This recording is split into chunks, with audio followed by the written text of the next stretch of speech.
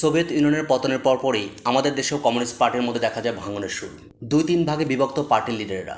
ভাগ বন্দোবস্ত হচ্ছে পার্টির সয় সম্পত্তি। সেই সময় একাই লড়ে যান কিশোরগঞ্জের কমরেড ফরহাদ। নিজের অস্তিত্ব রক্ষায় পল্টন ময়দানে একাই দাঁড়িয়ে যান কমরেড ফরহাদ। যখন কমরেড ফরহাদ একাই একটি দলকে বাঁচানোর চেষ্টা করছেন, লড়াই করছেন, সেই সময়ই জাকির তালুকদার আমাদের নিয়ে গেলেন স্তালিনের রাশিয়ায়। যে স্তালিন নিজের ক্ষমতাকে পাকাপোক্ত করতে নিজেরই বন্ধু কমরেড নিকোলাই ইভানোভিচ বুখারিনকে ফাঁসির কাস্টে ঝুলাতে বিন্দুমাত্র ভাবে না। এদিকে গ্রাম বাংলার মনু মাস্টার, যিনি সারা জীবন কাজ করেছেন মানুষের জন্য, ক্ষেত মজুর কৃষক সমিতি করেছেন নিজ হাতে, সেই মনু মাস্টার আদর্শের দ্বন্দ্বে নিজের সাথে যুদ্ধ করছেন। সাবকনসাস চিন্তার জগতে নিজেই নিজেকে প্রশ্নবাণে জর্জরিত করছেন। কাঠগড়ে দাঁড় করাচ্ছেন নিজেকে, নিজের দলকে, নিজের আদর্শর চিন্তাধারাকে।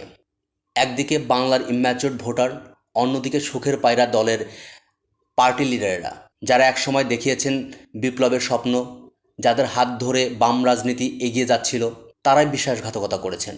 তারাই নেমেছেন পথ ভোলানোর ষড়যন্ত্রে, পড়েছেন বিশ্বাস হন্তার পোশাক। কবি সাহিত্যিকেরা, যারা একসময় কমিউনিস্ট জাতির জয়গান গেয়েছেন সমাজতন্ত্রের, যারা দলের থেকে সুবিধা নিয়েছেন, যারা পার্টির সুবিধা নিয়েছেন, পার্টির হয়ে গান লিখেছেন, কবিতা লিখেছেন, তারা ওয়ার্স নিশ্চুপ। কেউ তো বিপরীতে কলমও ধরেছেন। এই যখন টালমাটাল অবস্থা, ঠিক তখনই চন্দনের মতো সাহসী যুবক, যে কিনা একজন সামান্য দিনমজুর এবং তার স্ত্রীর সম্ভ্রম রক্ষার জন্য হোমরা চমড়া পুলিশ অফিসারের উপরে ঝাঁপিয়ে পড়তে বিন্দুমাত্র দ্বিধা করে না, সেও দ্বিধান্বিত এই নড়বড়ের সময়ে। নীতি এবং নৈতিকতার এই যে সংঘর্ষ, এই সংঘর্ষের সময় যখন মনু মাস্টাররা দিশেহারা, তখনই আসে মস্কোর চিঠি। ননী ভৌমিকের মস্কোর চিঠি মানুষকে স্বপ্ন দেখায়, নতুন ভোরের স্বপ্ন। এই সবই বলছিলাম জাকির তালুকদারের 1992 এই বইটি থেকে। বর্তমান সময়ে যারা লেখালেখি করছেন তাদের মধ্যে জাকির তালুকদার সবচেয়ে প্রগতিশীল লেখকদের মধ্যে একজন। এটি আমার তার পড়া প্রথম বই। যদিও তার ফেসবুকের লেখালেখির সাথে আমি অনেকদিন ধরেই পরিচিত, তবে তার এই বইটি আমার মন কেড়ে নিয়েছে।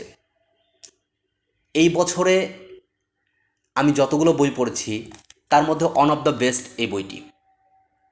যারা বাম রাজনীতি সম্পর্কে ধারণা রাখতে চান, যারা 1992 সাল কিংবা তার আশেপাশের সময় নিয়ে দেশের রাজনৈতিক প্রেক্ষাপটটা বুঝতে চান, তারা পড়তে পারেন জাকির তালুকদারের 1992।